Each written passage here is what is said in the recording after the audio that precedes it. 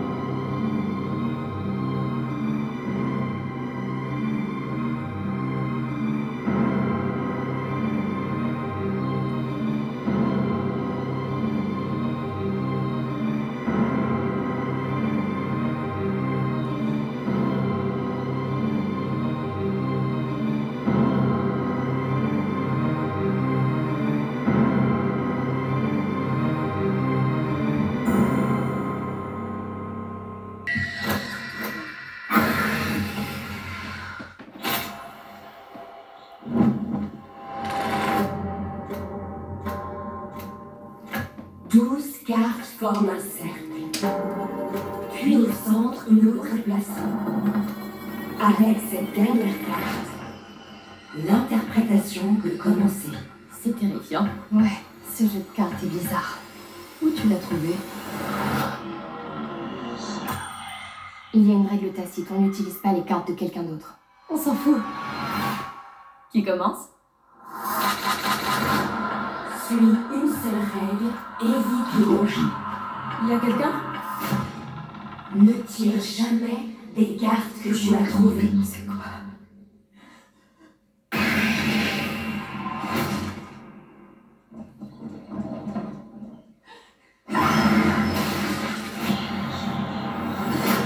L'ermite. Le magicien. La grande prêtresse maman. Quel visage as-tu quand ton âme quittera ton corps?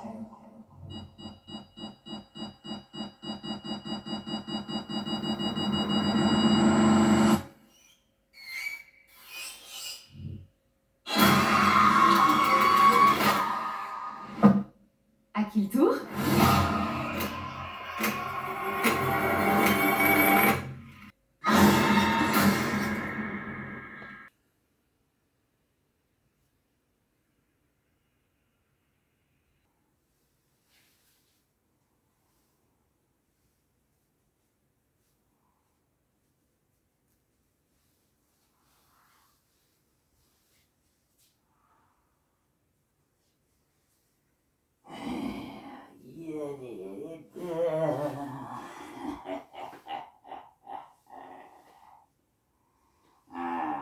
Tout est bien, lui il est bien aussi. Bonsoir les petits monstres du net, les amateurs de films d'horreur et d'épouvante. Bienvenue dans les petits contes de la crypte de Gripsou le clown. Alors, est-ce que je vous ai manqué, hein? J'espère que oui, hein?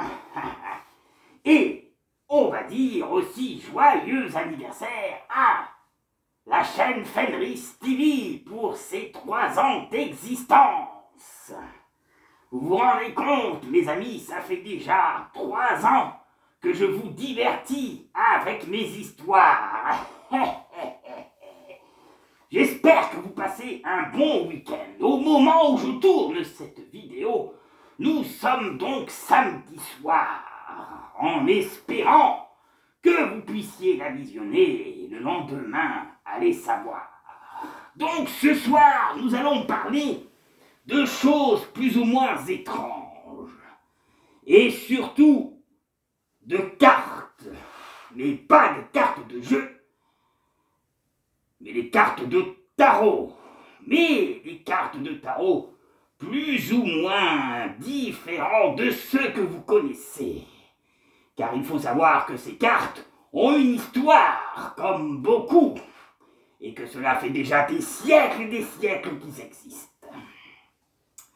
Donc ce soir, nous allons nous intéresser à un film qui s'appelle Les Cartes du Mal pour le titre français, et pour le titre en anglais qui s'appelle juste Le Tarot. Sorti donc aux États-Unis, il a duré 1h32, réalisé par Anna Hamberg et Spence Gohan, voilà.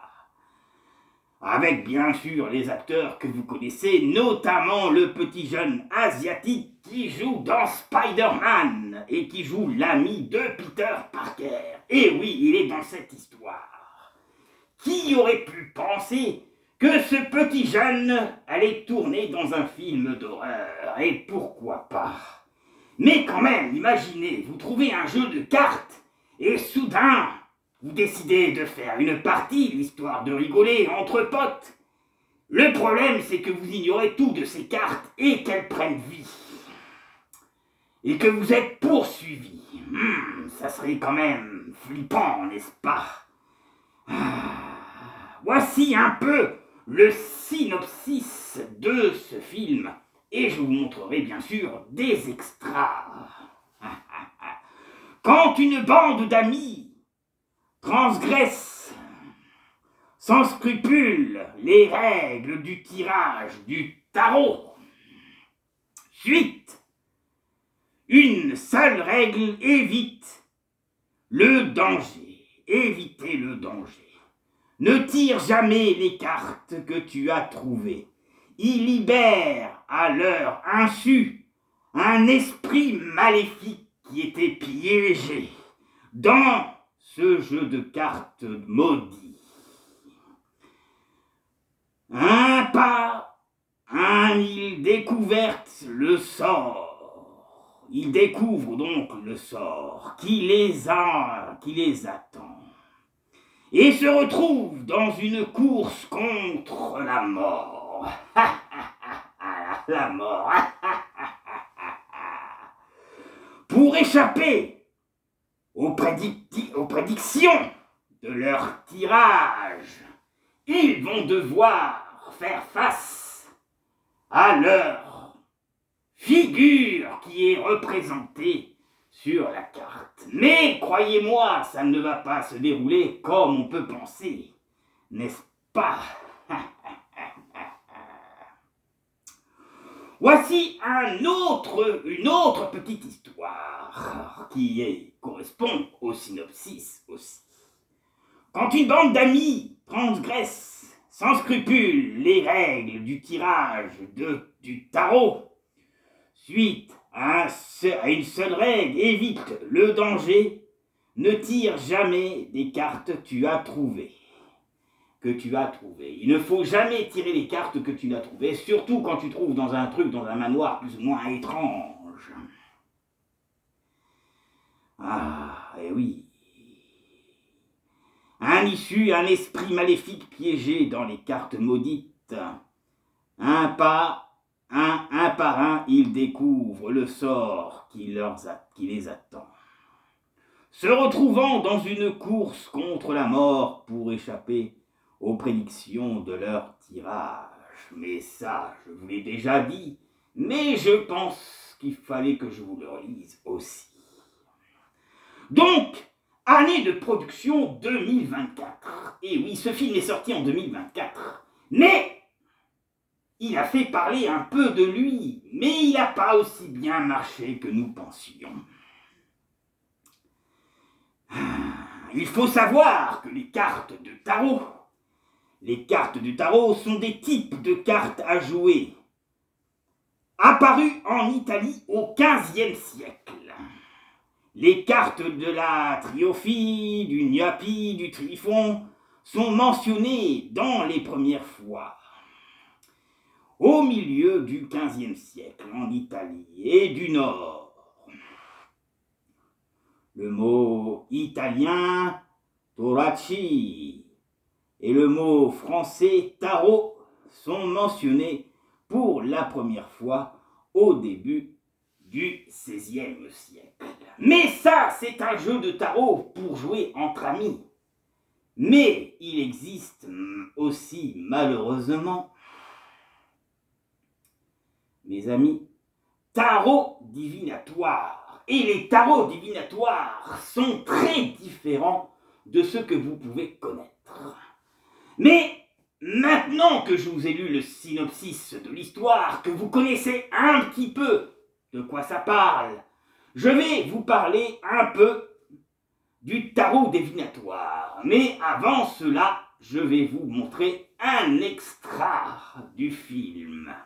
Allez, installez-vous sur votre coussin mortuaire, posez votre vieille carcasse sur votre lit ou votre canapé et partons ensemble pour une histoire cauchemardesque. Allez, tout de suite, l'extra.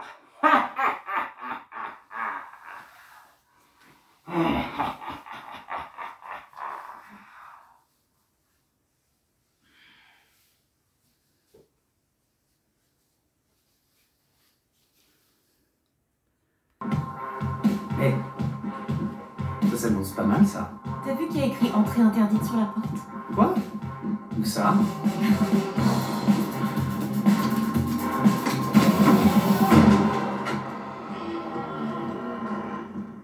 Lucas, T'as défoncé la porte. Ah ouais, fallait bien qu'on entre. Tu te rends compte que je vais devoir payer les dégâts? Oh, d'accord. Nouvelle d'abord. Il n'y a pas d'alcool ici. Ok, c'est quoi la balle? Astrologie. Attends, Lucas, regarde ça. C'est trop flippant.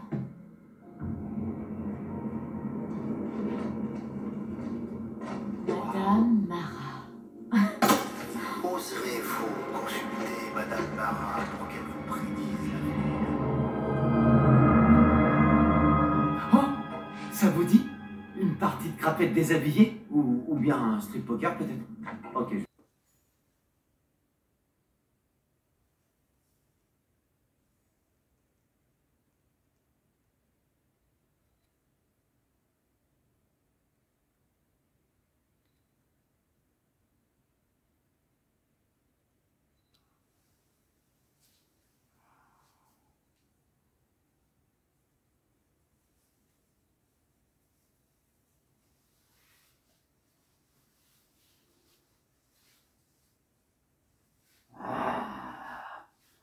Comme ils sont inconscients, ces petits jeunes, hein.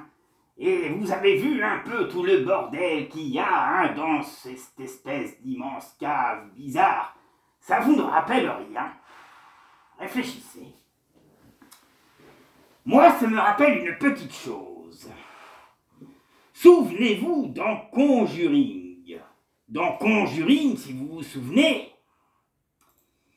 il y a une pièce avec plein d'objets étranges dedans.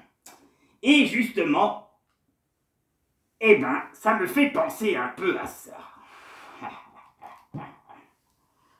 Mais franchement, quelle idée, hein? Ah, l'inconscience. C'est comme ça qu'on attire le danger et le piège malfaisant.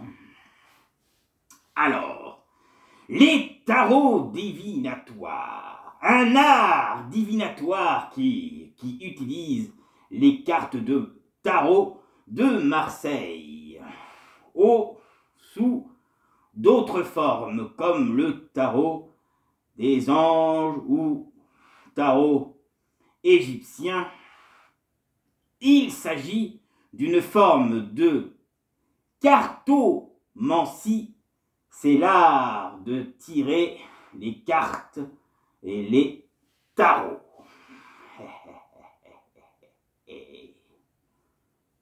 L'interprétation des cartes de tarot comme oracle ou dans le cadre d'une approche plus psychologique est parfois distinguée par des néologismes comme le tarologie.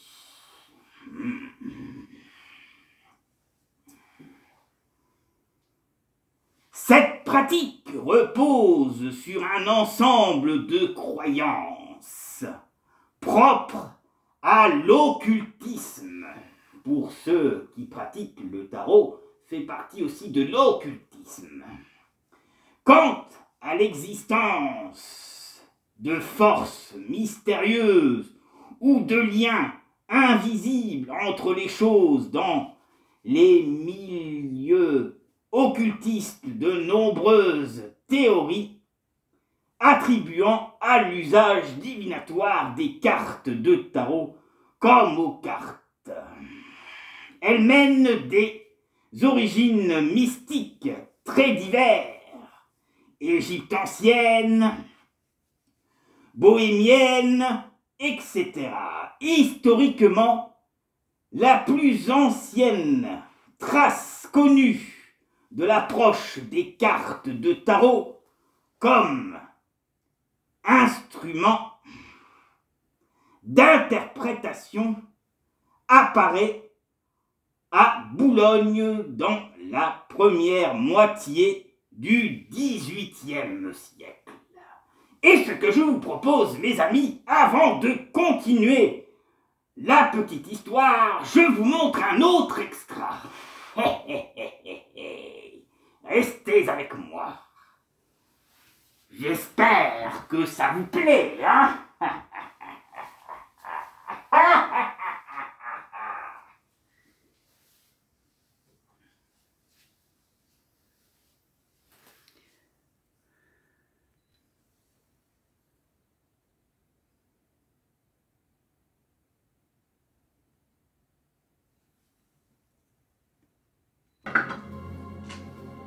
Alors, je vais tirer 12 cartes et les placer en cercle, ce qui représente le zodiaque, avec, très important, une 13e carte que je pose au milieu.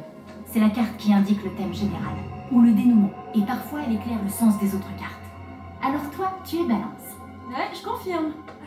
Ça va. Elle t'a grillé. Tu es naturellement curieuse et tu as besoin de comprendre ce qui se passe autour de toi. Mais cette curiosité t'entraîne souvent vers l'inconnu. Tu vas rapidement gravir les échelons de la réussite, mais la grande prêtresse inversée te prévient que tu devrais ralentir. Elle peut te faire faire un faux pas et te réduire à néant. Elle est flippante. Ouais, ce jeu de cartes est bizarre.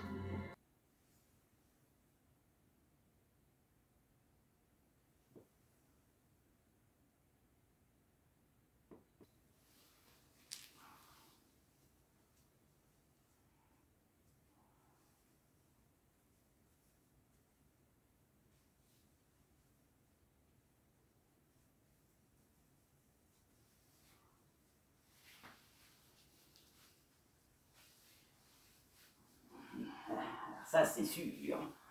Ce type de carte ne peut que être étrange. Mais vous avez remarqué dans la bande-annonce tout à l'heure, il y a toujours quelqu'un qui dit « Il y a quelqu'un, qu'est-ce qui se passe ?» Eh ben, c'est souvent ça qu'on voit dans les films d'horreur. Et pourtant, on ne devrait pas parler de ça. On ne devrait même pas dire s'il y a quelqu'un ou quoi. Déjà, quand on entend un bruit étrange, des sons étranges, on peut se poser des questions, et alors on ne dit pas qui est là. On devrait plutôt s'inquiéter de ce qui va nous arriver.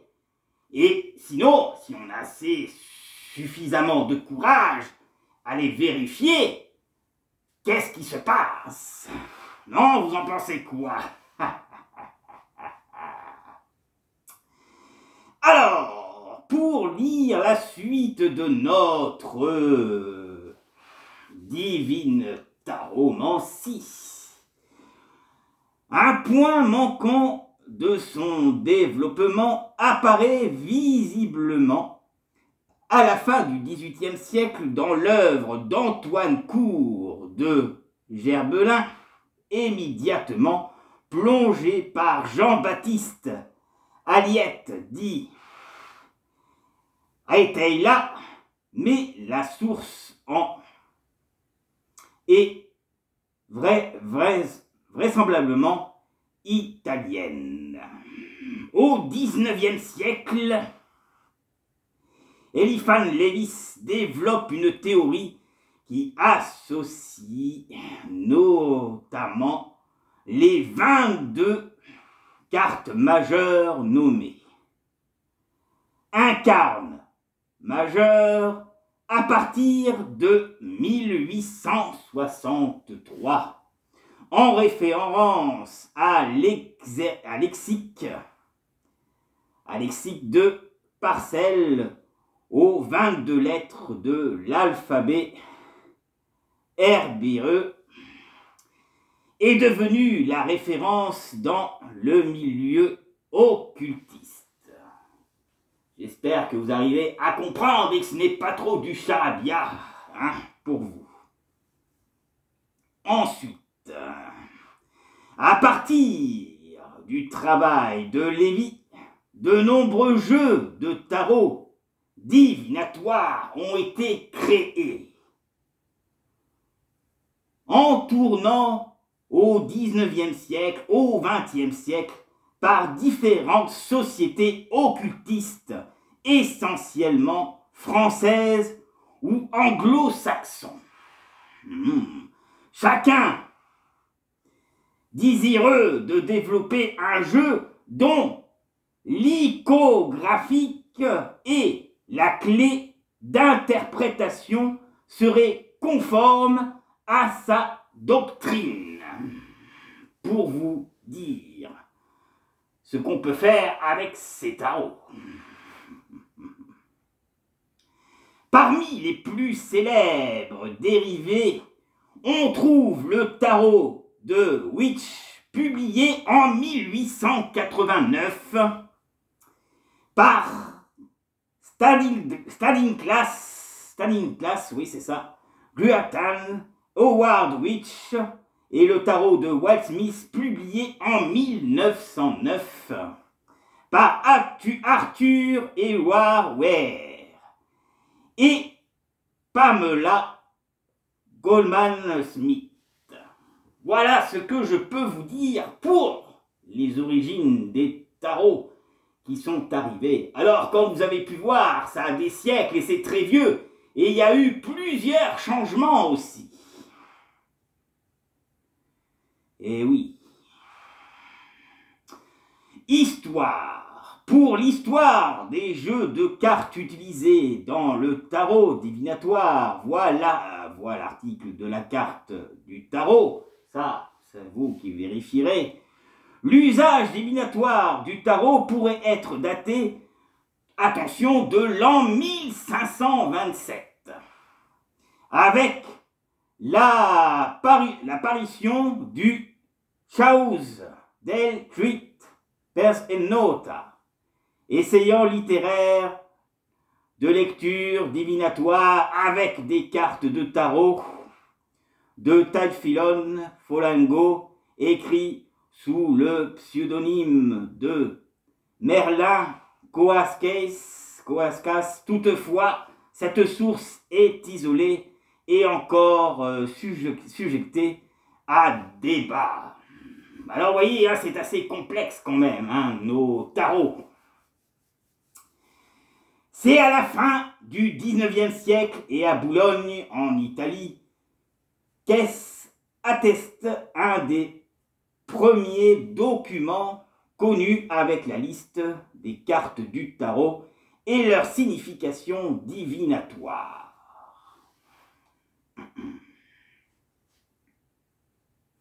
Le rayonnement du tarot divinatoire fondé sur le tarot de Marseille ou le tarot de Barsancon prend son sauce en France avec Antoine Cour de Gébelin. À la fin du 19e siècle, en pleine période des Lumières, l'approche moderne des cartes de tarot comme institut d'interprétation exceptionnellement divinatoire prend sa source dans l'œuvre de ces érudits protestants célèbres à l'époque avec son monde primitif. Voilà ce que je peux vous dire encore.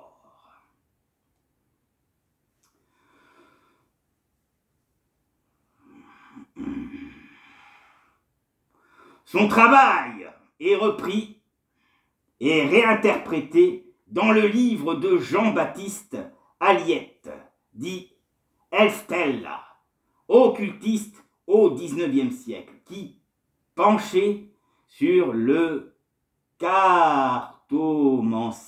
cartomancie, décide de restituer aux cartes de tarot ce qu'il estime être leur forme primitive, et il les remodèle d'iconographique et il le baptise livre de Thor. Pas Thor, attention, hein. De Thord. Voilà.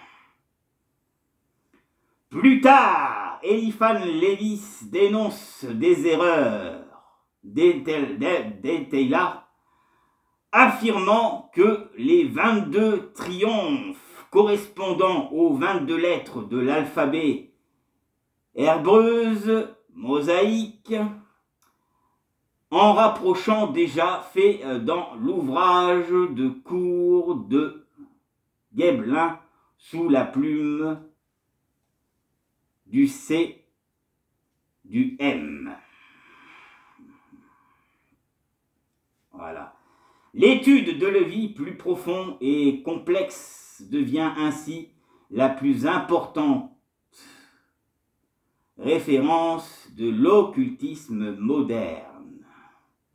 Les théories de Lévi sont reprises par de nombreuses confraternités occultistes, en particulier dans l'ordre de la kabbalistique de la Rose Croix, avec Howard Fitzgerald et Papule Écosse. À chacune d'entre elles réalise de nouvelles cartes de tarot conformes à sa propre philosophie.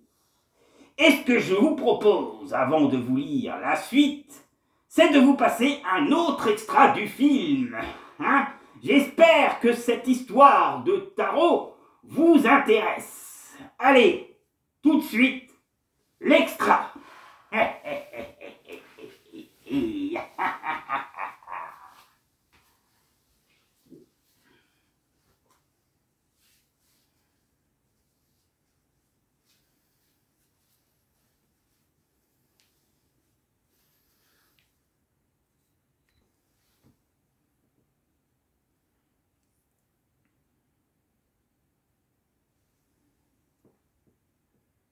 Aiment bien tout maîtriser. Et les vierges se plient en quatre pour leurs amis. Comme on l'a tous constaté ce week-end.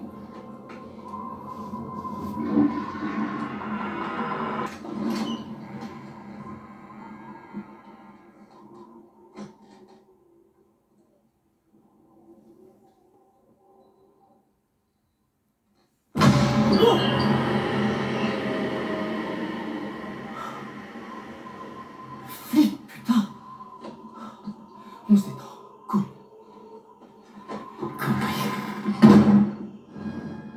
Comme toutes les vierges, tu cherches toujours la logique en toute chose. Ce mois-ci, ce sera peut-être compliqué. Tu pourrais te sentir tiraillé de toutes parts. Le magicien a plus d'un tour dans son sac. Il est trompeur. Il t'empêchera d'avoir une vision claire. Ça, c'est tout ce que je déteste. Tu me connais, je suis une maniaque du contrôle, ma chérie. C'est sûr. Dis donc, Voilà. t'as mis le temps. C'était bien.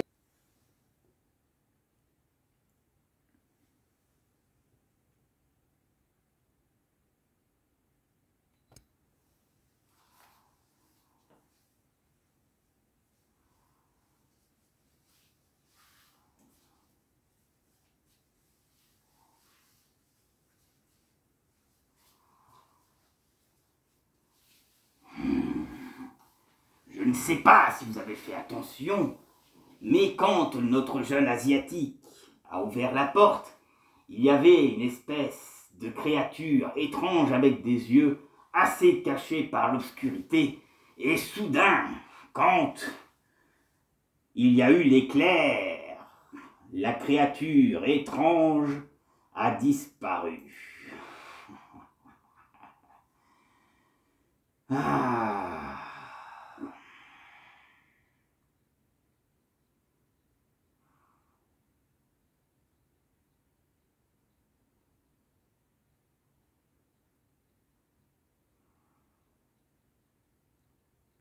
Alors, nous en étions où?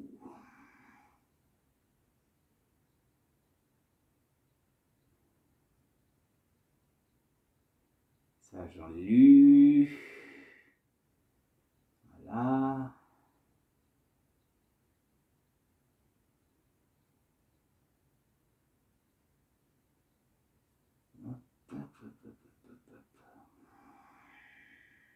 Je suis en train de rechercher mes amis où j'en suis. Ça c'est bon, c'est bon, c'est bon. Voilà, donc maintenant je vais vous parler de la description justement de ces tarots.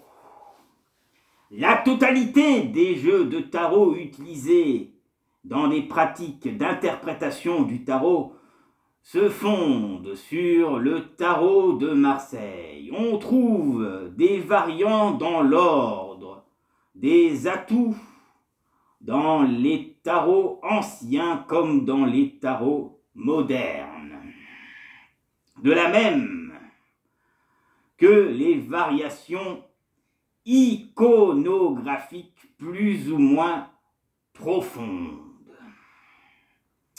Ensuite, globalement, on peut distinguer 3 tendances. Les tarots dont les cartes numérales, ouais, c'est ça, reprennent les motifs similaires aux cartes à enseigner en Italie, avec des variations dans des symboles d'une part, d'autre part, ceux dont les cartes numérales sont littéraires traditionnelles, principalement anglo-saxons, voilà, qui se fondent sur le tarot de Witt. Et enfin, une 3e tendance qui ne se compose que d'une série d'atouts avec le mat, voilà, où sont dérivés, par exemple, chez les falconiers.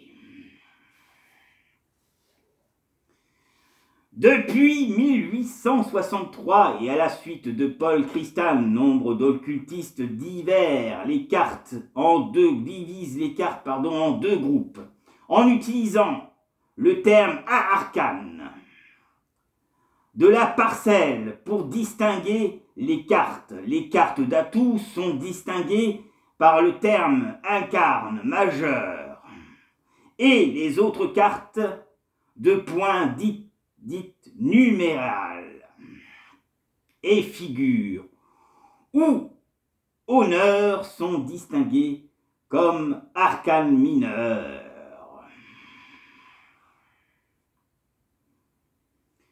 Les triomphes ou atouts dit incarne majeur. Je vous propose un autre extra, et je vous lirai ce petit passage qui s'appelle triomphe ou atout dit incarne majeur. Voilà, vous en apprenez un peu comme ça sur les tarots, hein, et sur les cartes de tarot. Voici donc un autre extra et on se retrouve tout de suite après.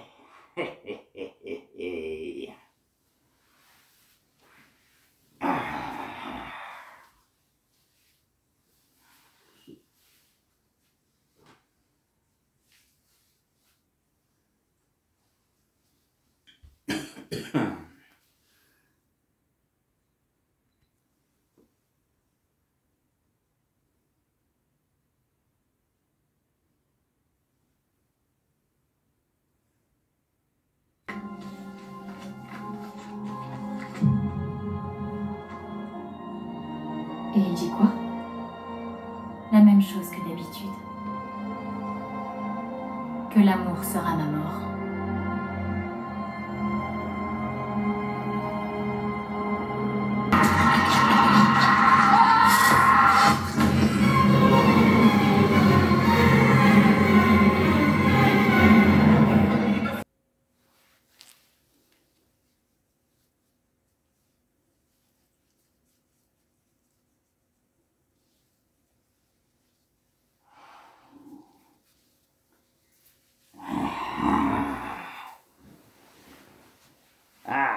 Comme vous avez pu voir, j'ai changé l'angle de la caméra, l'histoire de passer un petit peu de côté. Voilà. Donc, mes chers amis, je ne vous montrerai pas plus d'extraits du film. J'espère que ça vous a donné envie de le voir. Et maintenant, je vous lis les triomphes ou atouts dit arcane et majeur, et c'est un petit chapitre, et notre émission des petits contes de la crypte de Gripsou se terminera. Alors, les triomphes ou atouts dit arcane majeur, c'est la 5e bande qui distingue les jeux de cartes de tarot des autres jeux de cartes. À enseigner, voilà, latine à 4 couleurs historiques nommées triomphe, il devient atout. Pour le jeu, ils sont au nombre de 22. Ils étaient historiquement numérotés en numérotation romaine à la façon du Moyen-Âge, comme reproduit ci-dessous certains jeux plus modernes usés de la numération romaine normale ou chiffre arabe. Voilà, mes amis, ce que je peux vous dire sur ces triomphes, atouts et bien d'autres. Voilà, j'espère que vous aurez passé une bonne soirée, que ça vous a donné envie de voir ce film, et je vous dis à la prochaine pour d'autres petits contes bien croustillants sur les contes de la crypte de Gripsou. Allez, prenez soin de vous et à une prochaine vidéo.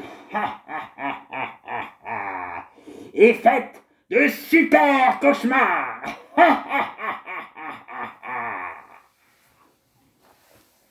Allez, on se quitte. Salut, salut.